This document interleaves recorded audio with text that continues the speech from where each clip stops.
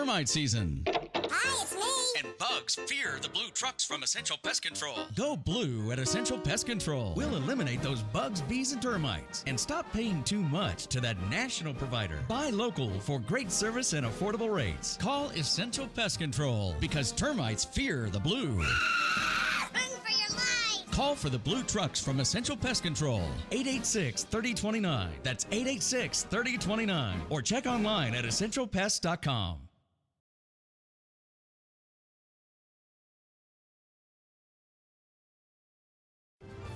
This is Ed Wilkinson with Wilkinson Wealth Management, where we manage money for gun owners.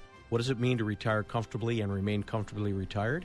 It means designing a plan that allows you to do the things you want to do, outpace inflation, and never run out of money in your lifetime. If you want to retire comfortably and remain comfortably retired, call me, Ed Wilkinson, at 777-1911. That's 777-1911 or WilkinsonWealthMGMT.com. I'm proud to welcome my good friends at Tucson Iron and Metal Retail to Inside Track as an advertiser. Jamie Kipper and her staff are conservation experts. They sell round and square steel tubing, metal plate and roofing materials, as well as new and used steel, aluminum, and stainless steel to ranchers, artists, interior designers, roofers, as well as you do-it-yourselfers out there. Tucson Iron and Metal Retail is open Monday through Fridays, 8 a.m. to 4:30 p.m., and Saturdays, 8 a.m. to noon. Tucson Iron and Steel Retail, 701 East 36th Street. Call 520-209-1576. That's 520-209-1576, or go to TucsonIronRetail.com. Come by and be sure to ask for Jamie. Tucson Iron and Steel Retail. This is what conservation and repurposing is all about. Welcome to Inside Track with Bruce Ash and Ed Wilkinson on the Live the Dream Media Network. Hey there, how are you? Hi, Bruce. We're just kind of took a little bit of time to get going here today. Live from Marana, Bruce Ash and Ed Wilkinson. Welcome back. We have another action-packed Big Wednesday show for you today on Inside Track. Eb? Hey, thanks for joining us today on Big Wednesday. Joining us in a few minutes, Ed Karnes is going to talk about DEI and critical race theory at the Department of Defense. Ooh, that would be the War Department. Ed's going to join us here shortly. In the second half of today's Big Wednesday show, Santiago, Vidal, Calvo on the dangerous vision of Zorhan Mandami for the Big Apple. Thanks for joining us on Live the Dream app or watching us on X, Facebook, YouTube, or any of the other platforms. To talk with us or the guests, you don't want to talk with us, talk to the guests, call us at 520-771-5101. Got it right this time, Bruce. Yes, sir. Or send a message to us live on Live the Dream Media Facebook site. Bruce? Eb and I hope you'll continue supporting our great sponsors who help us pay the man here at Live the Dream Media. Eb's great company, Wilkinson Wealth Management. He helps my family, and he can help yours as well. Our good friend Eric Rudin at Essential Pest, his team of professionals will protect your home or office from all manners of pests, vermins, and weeds. I guess weeds. I guess people are buying weed every place, so that wouldn't count. Jamie Kipper from Tucson Iron and Metal Retail, and my family's hardworking three-generation real estate company, Paul Ash Commercial Real Estate, where we make good things happen every day. When you call on any of our supporters, please let them know you heard about their business from Eb and Bruce on Inside Track. Eb? Hey, we are pleased to welcome our first guest today, U.S. Navy veteran Ed Karnes. Ed is a member of the Sons of Confederate Veterans, SCV, and he's the commander of the Arizona Division of the Sons of Confederate Veterans. Our friend Ed he joined us back last April on Inside Track 1.0, and we felt it was important enough to invite him back to provide an update on an important issue many veterans, and quite frankly, anyone whose family member fought in the Civil War, their organization and members are being stiff-armed by the Department of War and by congressional staffers and members. Ed, thanks for joining us. It's good to be here. I appreciate you having me back. Yeah, we were talking earlier during the show. We're going to bring up some other things as well. But since we were last together, we've seen how the new Trump administration and the Republican Congress has significantly funded our military. We've seen very healthy increases in enlistments, improving morale in our armed services, loads of changes in the top officers at the Pentagon, thank God, and most recently, a reversal in the critical race theory days of the Biden administration, including a symbolic return of Robert E. Lee's statue at West Point, but no reversals to the U.S. Naming Commission's decision to remove Confederate battle streamers. Tell our viewers about the battle streamers and why this is such an important issue to the descendants of the Confederate officers.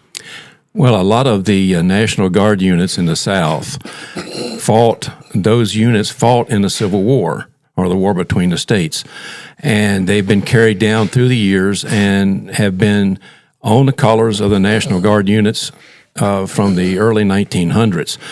And the Naming Commission decided they wanted to do away with everything that had to do with the Confederacy.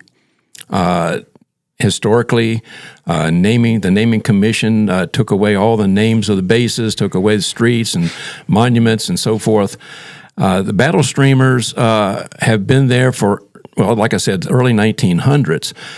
But now they took them away in August, I think it was, of 2023. And the battle streamers, and now that we're at the point we are where the tide has shifted back toward normality or doing the right thing, the battle streamers, all they need to do is take them out of the closet and hang them back on their unit colors. And since the first of the year, Don Smith and I have been fighting this thing with our congressman here in Arizona, and they have not, the one person that we thought could help us with this and make an amendment to the present 2026 NDAA, they say it was too late for them to do anything, to present an amendment to restore the battle streamers to the colors. What would happen if the unit commanders just pulled them out and hung them on anyway? That would work. I mean, I don't know.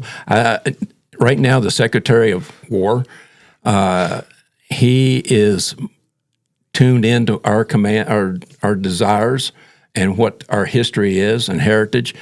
And I think if he would say to them, go ahead and put the streamers back, they could.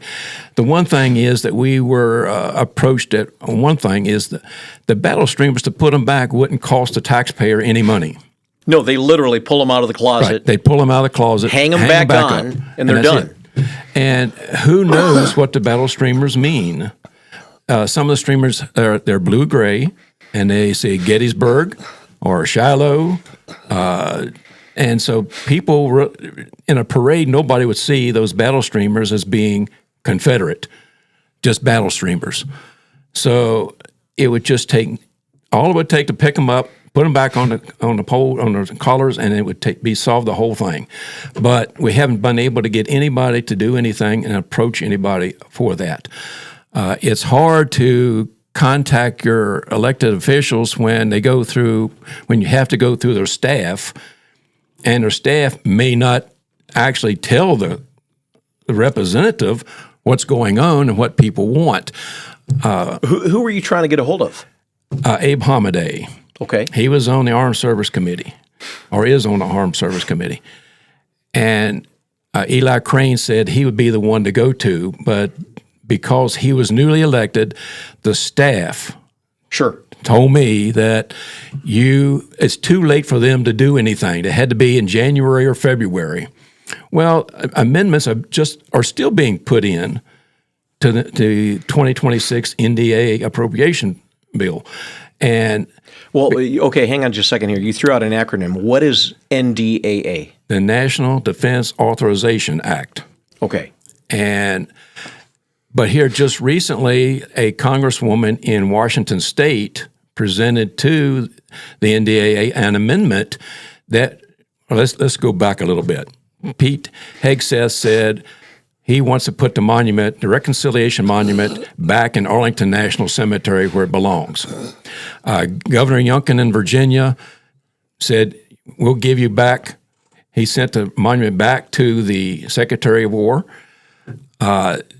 And in the meantime, this lady, the Congresswoman in Washington State, Strickland, presented an amendment to the NDAA that nothing to do with Confederates, no monies that are appropriated for the Defense Department would be used to restore Confederate monuments, memorials, or anything else.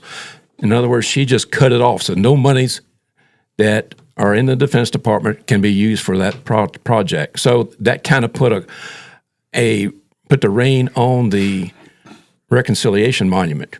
Have you talked to Juan Ciscomani? Yes, I have. I take it you're not getting positive feedback. I am there. not. I'll go back just one more thing. Back in the spring, Don and I went to see Ciscomani's staff. We talked to them. We were getting the brush off. Then, as the conversation continued, they felt more towards favorable to us than what they were at the beginning. So they said, okay, we'll look into it. We want to find out because Ciscomani was the only Arizona congressman to vote against restoring the Reconciliation Monument into Arlington National Cemetery. Really? He was the only one. There was a congressman in Georgia that made an amendment to the NDAA about 2 years ago, and it was voted down, and Ciscomani was the only Arizona representative to vote against it. Juan, what are you thinking? And so we want to know why. And the staff member told us they would check and find out why he voted no, because he was the only one.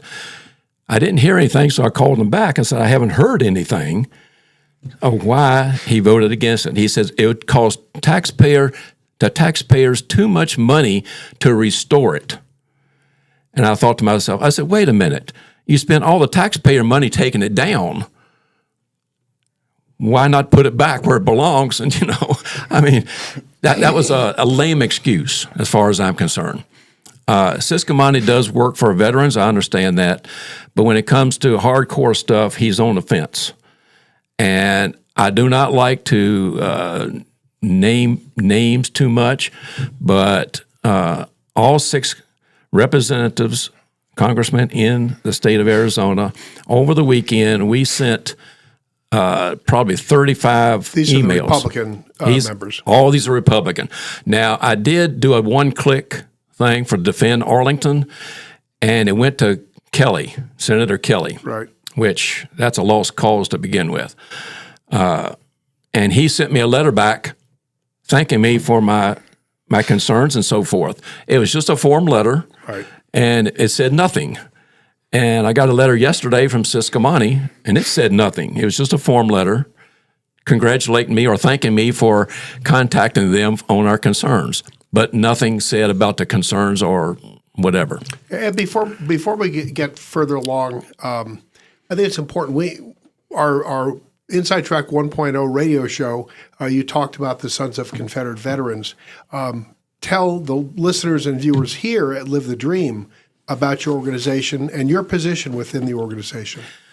Okay, I'm the Arizona Division Commander for the Sons of Confederate Veterans. I'm also the commander of the Tucson camp, the Captain Sherrod Hunter's Arizona Rangers, Camp 1202. We meet once a month. Our organization was founded, the SCV was founded in 1896 in Richmond, Virginia. The UCV, the United Confederate Veterans, were dying off and passing away, and so they formed the Sons of Confederate Veterans, just like you have the Sons of American Legion or the Sons of the American Revolution. Mm-hmm. So in 1896, the SCV was formed, and it is a non-political. Now, we are talking about politics, but we can't endorse anybody. It's a non-political, it's historical, it's a patriotic, it's a non-racial, it's a non-sectarian.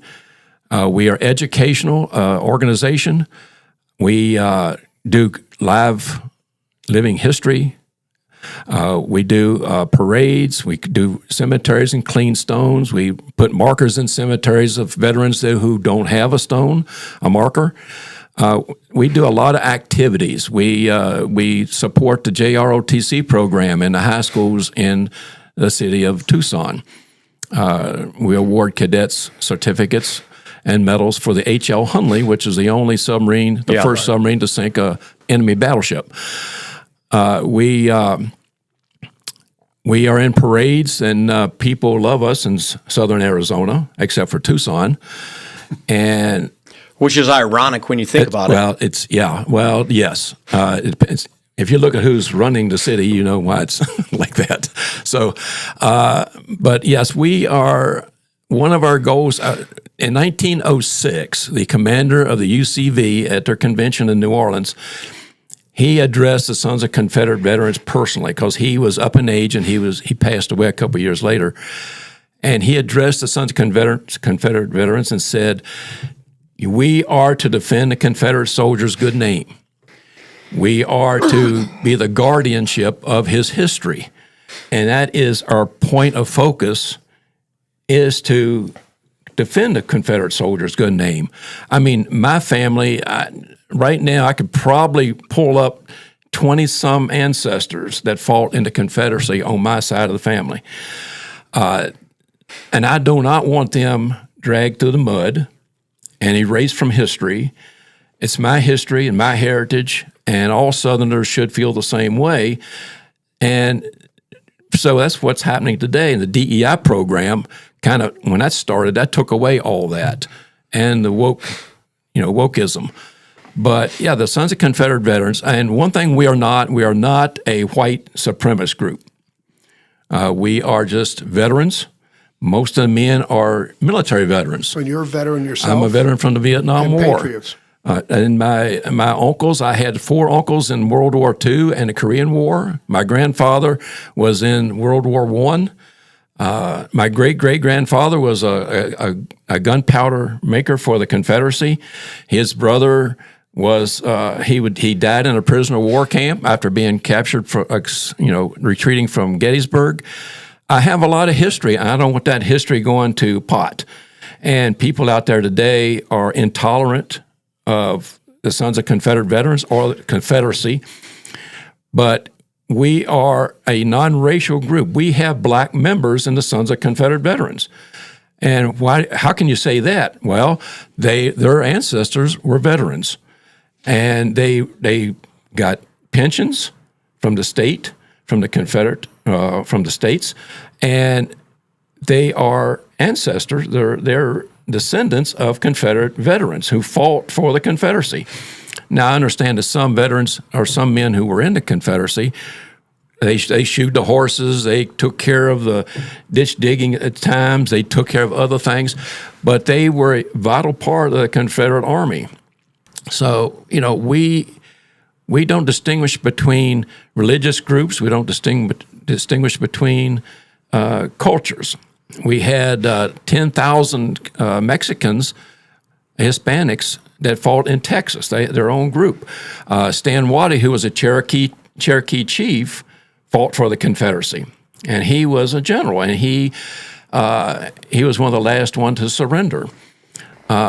We had men who were Beauregard and Admiral Sims. They were Roman Catholics. The Secretary of State was a Jewish person.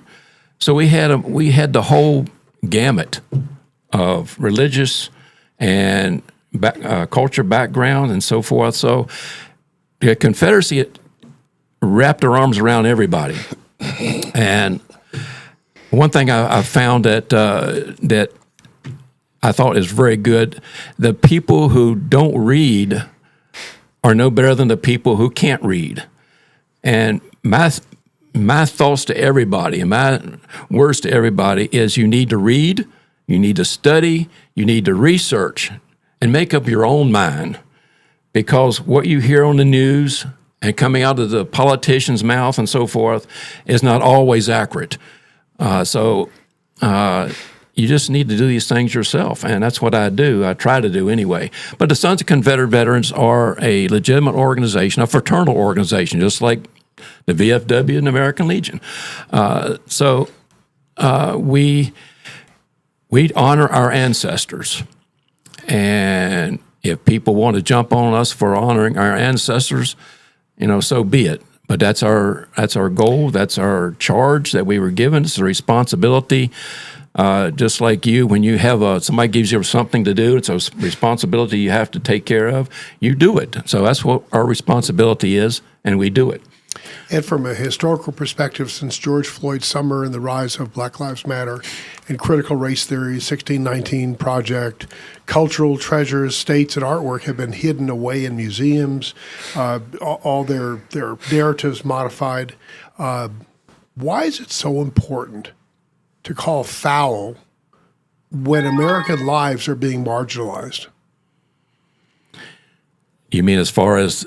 Well, the memories of the men of the Confederacy who perished or fought in that war. Their names are. You look at the naming of how Fort Hood, Fort Gordon, Fort Rucker, Fort Polk, Fort A.P. Hill, Fort Pickett, Fort Lee. It's I tell you what has happened is that the critical race theory and so forth has done away with Confederate, anything has to do with Confederate. That's after George Floyd, people, even though they destroyed statues and stuff like that, they really didn't understand why they were there. People complain that the statues were put up in the late 1800s and early 1900s and really don't mean anything.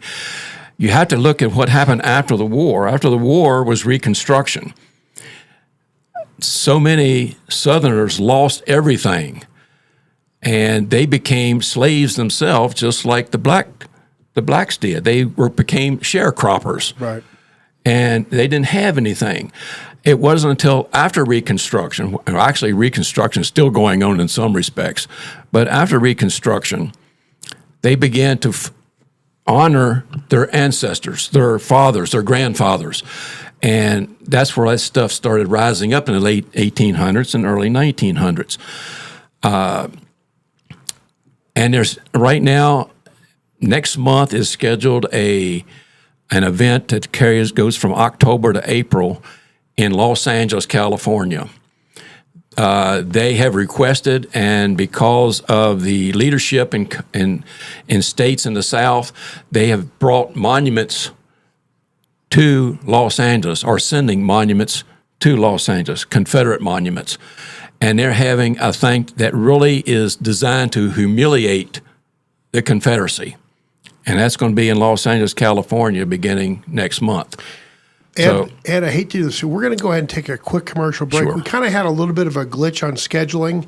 I want you to stay right where you're at, okay? You're happy you can still join us. We're going to come back to you. We have a guest that we kind of got mixed up on the scheduling. When we come back, we'll have Santiago Vidal Calvo talk about the New York City mayoral election. So you'll continue, please, watching and listening to Inside Track with Ed and Bruce on the Live the Dream Network. We'll be right back. You're listening to Inside Track with Bruce Ash on the Live the Dream Media Network. Now a word from our sponsor. It's termite season. Hi, it's me. And bugs fear the blue trucks from Essential Pest Control. Go blue at Essential Pest Control. We'll eliminate those bugs, bees, and termites. And stop paying too much to that national provider. Buy local for great service and affordable rates. Call Essential Pest Control because termites fear the blue. Run for your life. Call for the blue trucks from Essential Pest Control. 886-3029. That's 886-3029. Or check online at essentialpest.com.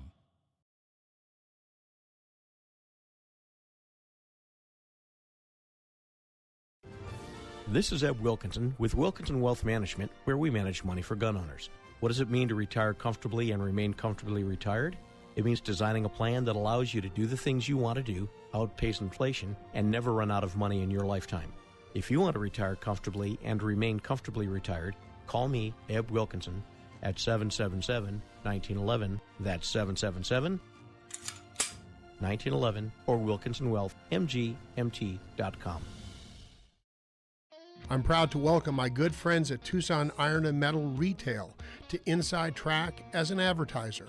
Jamie Kipper and her staff are conservation experts. They sell round and square steel tubing, metal plate and roofing materials, as well as new and used steel, aluminum, and stainless steel to ranchers, artists, interior designers, roofers, as well as you do-it-yourselfers out there. Tucson Iron and Metal Retail is open Monday through Fridays, 8 a.m. to 4:30 p.m., and Saturdays, 8 a.m. to noon. Tucson Iron and Steel Retail, 701 East 36th Street. Call 520-209-1576.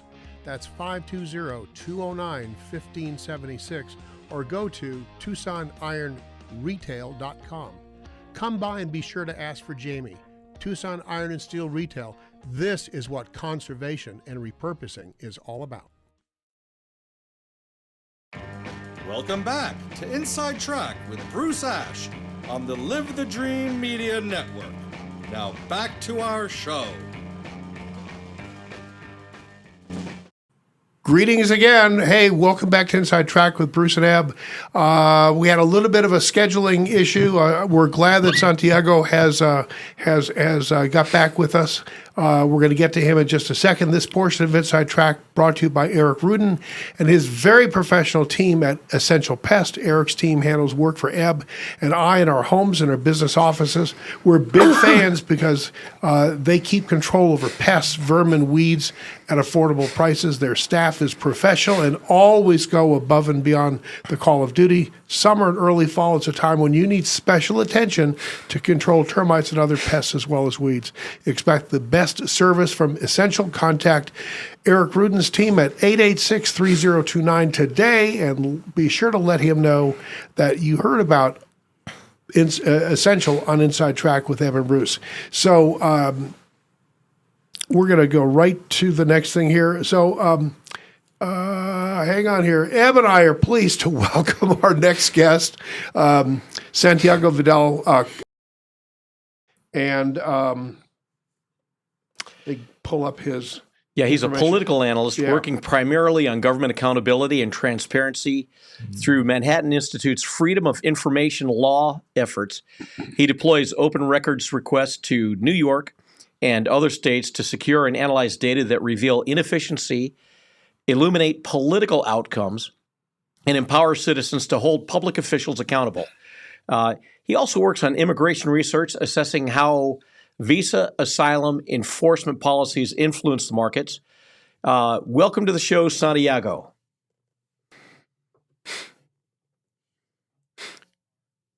We're not hearing you, Santiago. We can't hear you, Santiago. Try again.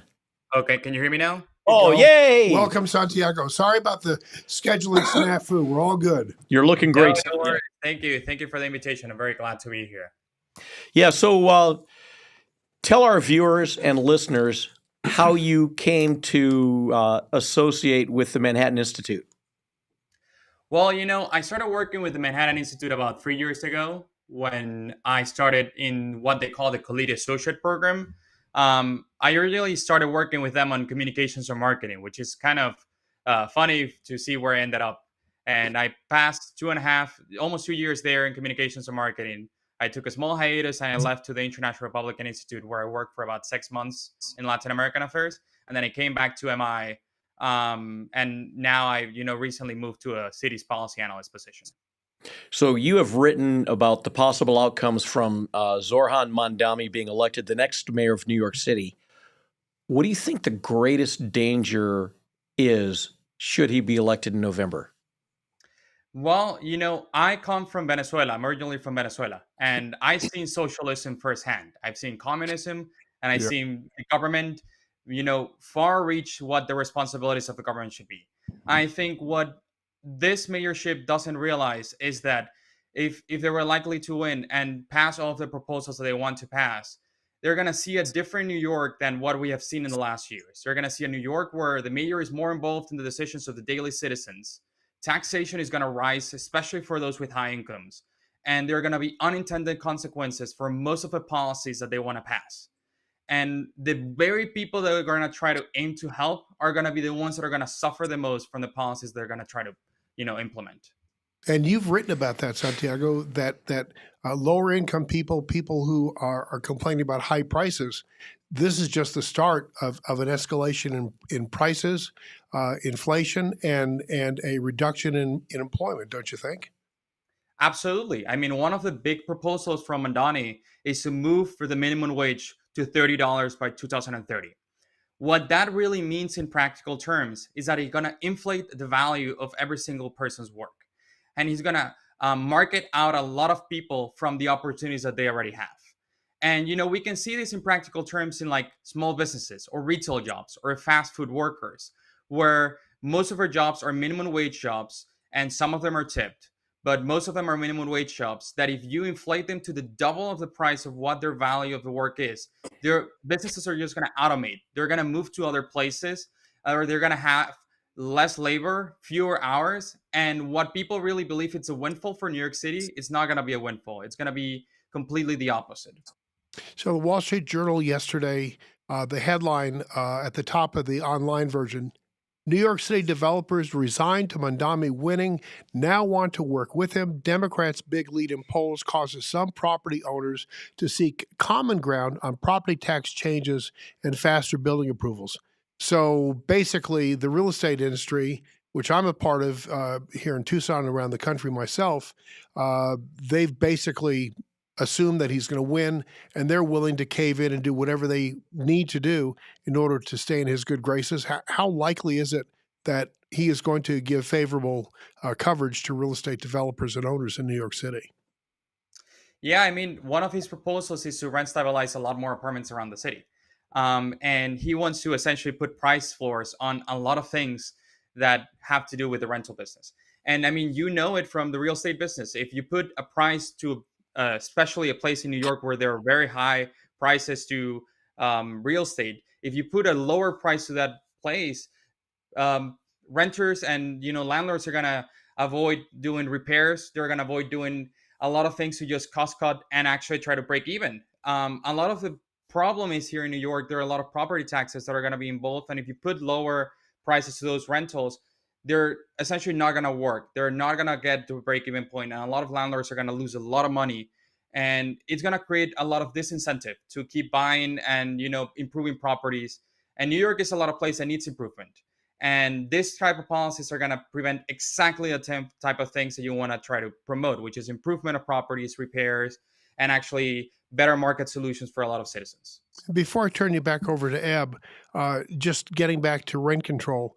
Rent control has been tried in New York City. It didn't work in New York City.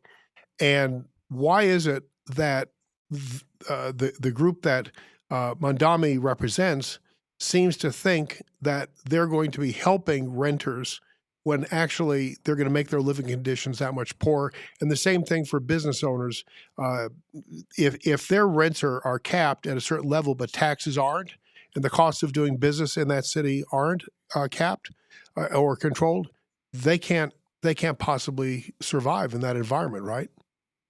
No, I mean, absolutely. You're completely right. And what the big issue is that they believe in a fallacy of greed. That, every single landlord in New York City is a capitalist that wants to get every single penny from every single renter.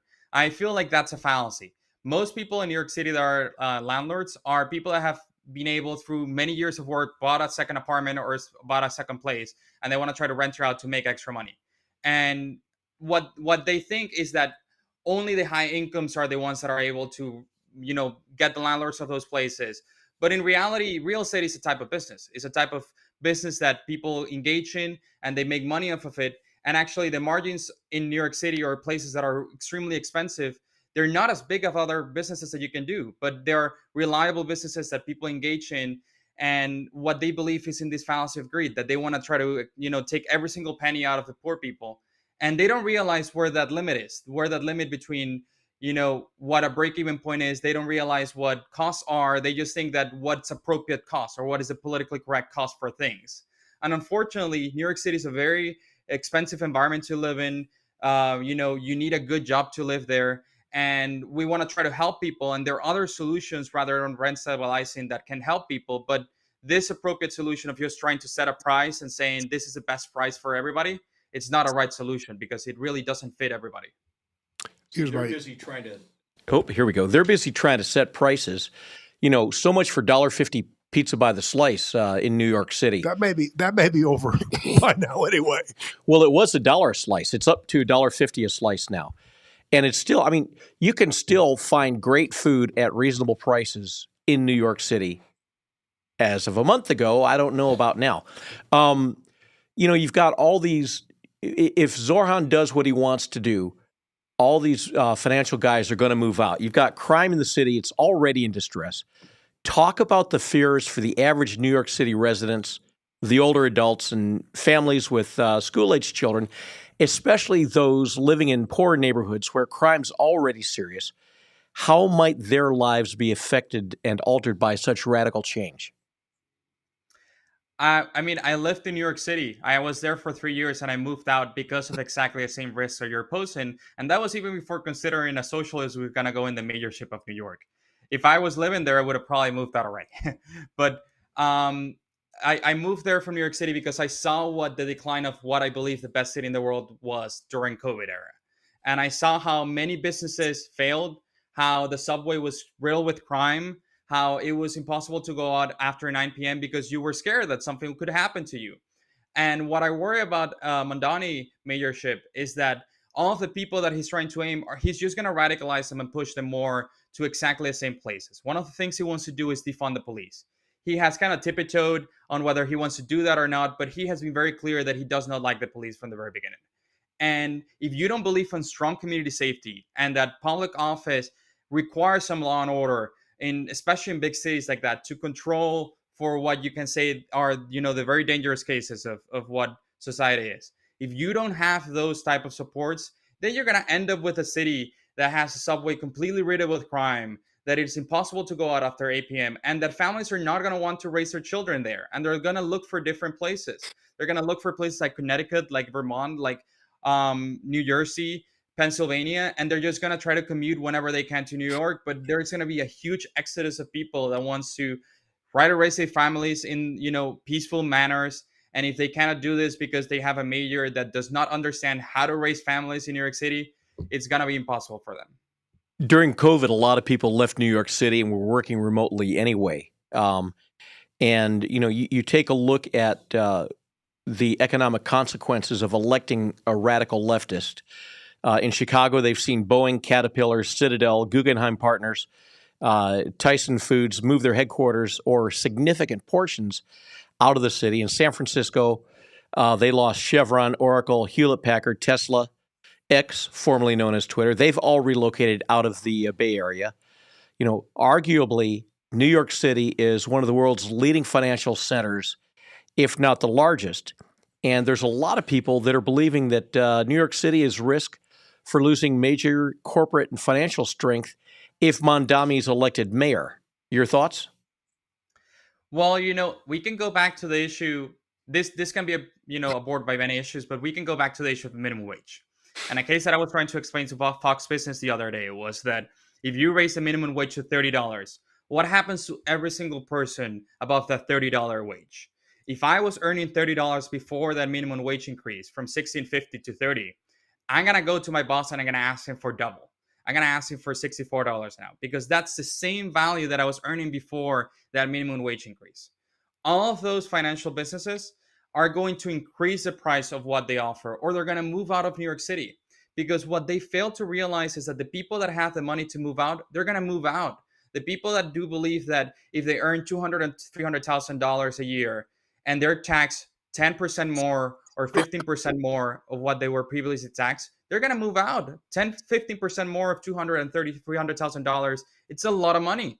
And that's not, it's more money than what it costs them for them to move out of the state and to relocate. So they're going to move out, and a lot of the services are just going to go up in price. Whatever was before 10 is going to cost now more, and it's going to be a very difficult environment. And they don't realize this. And I'm worrying that, New York City might be able to afford this experiment for a couple of years, but the damage is going to be irreparable. It's going to take a long time to repair. London's got a Muslim mayor.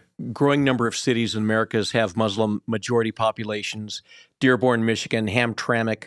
Recently, the Dearborn, Michigan police started having patches showing Arabic script in addition to English. Are there potential dangers to non-Muslims living in Dearborn by the influence of Islam Sharia law, and with a Muslim population in New York City closing in on 1 million Muslim voters? Is there a fear of potential threats if Mondami is elected? Well, you can see this already by how the migrant crisis has been in the last couple of years. And we have had a migrant crisis in New York City that has increased substantially crime around the city. We have had gangs around the city going around like the Tren de Aragua and other gangs that have completely riddled the city with fear. And if you increase the population so much that you're going to give them enough political power to move the balance away from what, New Yorkers believe in, it's going to be very difficult. And, I think that every immigrant deserves a chance to come here to this country as long as they're high skilled, they speak English, they want to do their best, and they want to try to get ahead because they believe in what the American dream is. But if you want to come to this country because you have some type of political affiliation that you feel like it's not properly what the American dream was built upon, and you don't have those bases to actually get ahead and do your best and have the best intentions in heart, you're going to see a lot of places fail because they are going to lose what America has always been, a place for exploration, a place for innovation.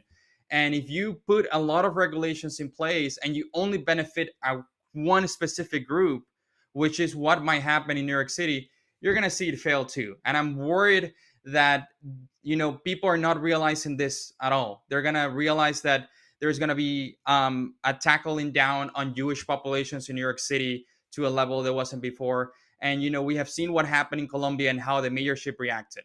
Columbia University, riots in the university for many months. There was even a case that they kidnapped a janitor inside of a building.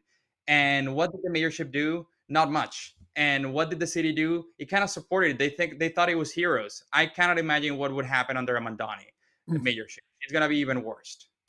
Santiago Valdez Calvo, Manhattan Institute. You're a bright guy. There's lots of bright thinkers at Manhattan. How do our viewers keep up with you, and how do they get in touch and hear and see all the good stuff that Manhattan is doing? Well, you can always go to our website and follow us in social media. We have a very active Twitter and Instagram accounts. We also have the City Journal magazine, where we also have the City Journal podcast. A lot of our great scholars and fellows do participate there. And we always regularly discuss. You can keep up with me on my social media. I have a Twitter X account, Santi Vidal C. And I regularly publish in City Journal and other places like the New York Post. Thanks for joining us today, Santiago. Sorry we got a little goofed up on the timing, but hope we can have you back again soon. Of course. No, my pleasure. I'm always happy to come back. All right. Thanks. Thank you. All right. We're going to get back to our interview with Ed Karnes. Sobering words from Manhattan. Let's get back. If Ed, thanks for sticking around. Yeah, it was. We haven't had this kind of a scheduling snafu in some time. So appreciate your indulgence. So getting back to these different forts around the country, you told me something off air before we started. Is that the Department of War, Pete Hegseth and his crew there, they have made name changes back to the original forts, but they've done it in sort of an unusual way. Fort Lee is back to being Fort Lee. Fort Hood is back to being Fort Hood, but not for the original generals that they were named for. That's right. Talk about that. I think what they've done is kind of cater to the other side a little bit. So what they've done is when they put the names back to the original names did not represent Confederate veterans. They were people who in World War II, World War I, they named the camps, forts after people who had the same last name. I think Fort Bragg was named, I don't know, I think it was Fort Liberty at one time. Went to Fort Liberty, now it's back to Fort Bragg. The Bragg is a World War II gentleman brag. And it's okay. I mean, I don't mind naming forts after other people, who served their country well, who did their job and was a veteran. But to do that is kind of like somebody throwing a tomato in your face, you know? Yeah, to have to do a workaround because some DEI 1619 project committee decided to make those changes, just kind of, I think in some respects lessens the value of that name for that fort. Yeah, it'll always be Fort Bragg and Fort Hood and Fort Hill and Fort Lee to me, whether it's from Lee from Korean War or wherever it's from. Whether it's that or not, it still has the same name, and I remember that name, growing up with that name.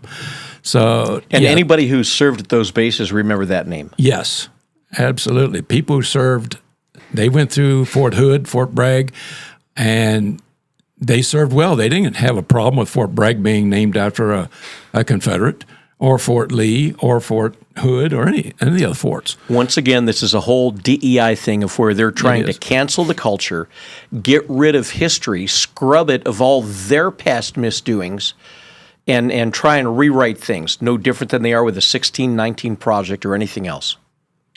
And you're a veteran. Yes. At some point in time, and you served in Vietnam, I think you were in the Navy, correct? Yes. I don't know whether you were drafted or if you enlisted. It really doesn't make any difference. But Vietnam was never a popular war, or at least after a few years it wasn't a popular war anymore. What if one day some group in this country says, hey, we're going to do everything we can to cancel any knowledge going forward of the Vietnam War? Doesn't that really, in some respects, it's counterintuitive because there were mistakes that our country made, the manner in which they started the conflict, created this the issues that we're living with today. What happens in the case of the Civil War, in the case of Confederate soldiers who fought for the cause that they believed in? What happens to the history there? If you cancel it, does it mean it never existed? I think when I left Vietnam, I was in Saigon. I was in the main communications center in Saigon, and we took communications from all over the country. When we left, we didn't know what we were going to fall into when we got back to the States. And they allowed us to wear our greens uniforms. We were to change as soon as we got to the airport, change into our dress uniforms. But we decided that if somebody was on the street and started harassing us, we were all going to gang up on them. Because when we got back from Vietnam, nobody was for us. They were all against us. You didn't even want to say I was in Vietnam because somebody would probably haul off and hit you or something. It wasn't until years later that people started to see, hey, wait a minute, these guys are veterans. They did something because that was their job to do. And whether the government was right or wrong or whatever in sending people there, they did their job. They need to be recognized. And I know that the first time I was in a place in Dallas, Texas, in a convention center, and the speaker in the beginning says, I want all Vietnam veterans to stand. Well, I didn't want to stand because we had been indoctrinated that we weren't liked by anybody. But one person stand, another person stood, and so I stood up. And first thing you know, there's a whole bunch of people standing. And the people gave us a hand. They clapped. They appreciated that. And it became something, and maybe 20, 30, 100 years from now, somebody might say that. But right now, there's enough veterans out there who will stand up and come against anybody trying to do away with the history of the Vietnam War. So talk about reconciliation. Reconciliation. Right now, the speaker, the congresswoman in Washington, the representative in Virginia, Bayer, they have introduced documents that to the NDA, the National Defense Authorization Act, that would restrict monies being used by the Defense Department to restore anything that had to do with Confederates, which means the Reconciliation Monument, which has been given back. They and why is that so important a thing that's taken place or in the process of taking place? Okay. Well, President McKinley, who was a Union soldier, became president, and he wanted reconciliation. He saw things that weren't, he saw this side being one way and this side being on this side. He wanted to reconcile all military, all the veterans and so forth. He wanted to reconcile it. And so that's what it started with President McKinley. And I think 2 or 3 other presidents continued on with McKinley's work until the monument was placed in Arlington in 1914 or 17. And then the Confederates were buried around the monument. They were either interred there from other places or buried there. And the reconciliation, we are a country of many people, and we have been so intolerant that we need to be together. We've got to drop the intolerance that we've had and be together and reconcile our differences. I was telling you, this might be off the subject just a bit, but about Tucson. Let's talk about Tucson. This is important. This is important. This is our town. Our town, about. Yes. In 1939, who became a Tucson architect, Dwight Hall, Lewis Hall. I don't know if you heard him or not, heard his name or not. No. He passed away in the late 1990s. But anyway, he came from a southern state, attended the U of A. And there were so many southern boys at U of A at that time and he had read up on Captain Hunter. So he in 1939, formed the Captain Hunter Memorial Society. That Memorial Society, they would dress up in Confederate uniforms or as much as they could, and they would be in parades. They were in a rodeo parade year after year after year in the 40s. In 1950 or 51, they went to the last UCV convention in Norfolk. They had out of 20-some people. They had horses. They rode in a parade, and they joined the Sons of Confederate Veterans at that time. And so my camp, 1202, became the first camp in Arizona, and it's the oldest camp in Arizona. And through the 50s, they were in all the rodeo parades, all the Veterans Day parades. I even got plaques at home. I got stacks of plaques thanking us for being in the parade. And it continued like that. Then in 2020, we were in the parade, rodeo Summer parade. of Love. Summer of Love, yes. We were in the parade, and the present councilwoman, Santa Cruz, she made the comment to the newspapers, I don't want to be in that parade with them flying those flags. Okay. So I thought to myself, well, I don't want her in there anyway. But anyway, she went to the mayor, the present-day mayor, and they got together and they went to the rodeo committee. And the rodeo committee eventually bowed down and said, okay, we won't let them be in the parade flying their flags and emblems. Well, that's First Amendment rights. It's a public parade. It's not private. Private, you can go ahead and say, I don't want this or I want that. But in a public parade, you're dealing with people's First Amendment rights. So it was a big write-up in the newspaper. I got a letter from the rodeo committee saying what they did. I understand that the town, and I say town, I mean Santa Cruz and the mayor, were going to restrict police activities or the cleanup people after the horses all went by and everything, and weren't going to put those, so this is extortion. Allow those. Extortion. Extortion in a way. And so the committee bowed down to what they wanted, and now we can't fly flags. The only flag we can have is the American flag, which we always fly because that's who we are. The only other flag we can have is the alternate SCV flag, which says nothing. It just has an SCV in a circle. And people, and I found out here, people in Tucson have no idea what SCV is. So all that was done in 2020. And I called the people in 21 or the end of 20 to see if we get in the parade in February of 21. Well, we can't do it unless you have this. You can't fly the flag of Northern Virginia, which is the battle flag, and you can't have your emblems out there. Well, who are we anyway? We have banners that we put on the side of wagons that have our emblem, the Sons of Confederate Veterans. We have our flags. It's who we are. You can't be in the parade and not be who you are, because then people don't know.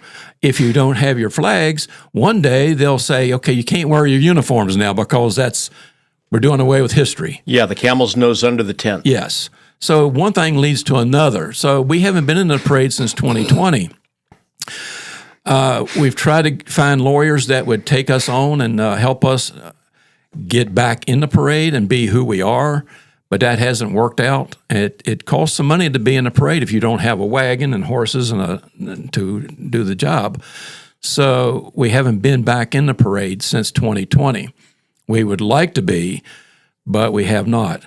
So from the 40s to the 50s, the 60s and so forth, the 90s and the 2000s, we've been in the parade all the time, and now we can't be in the parade unless we fly two certain flags.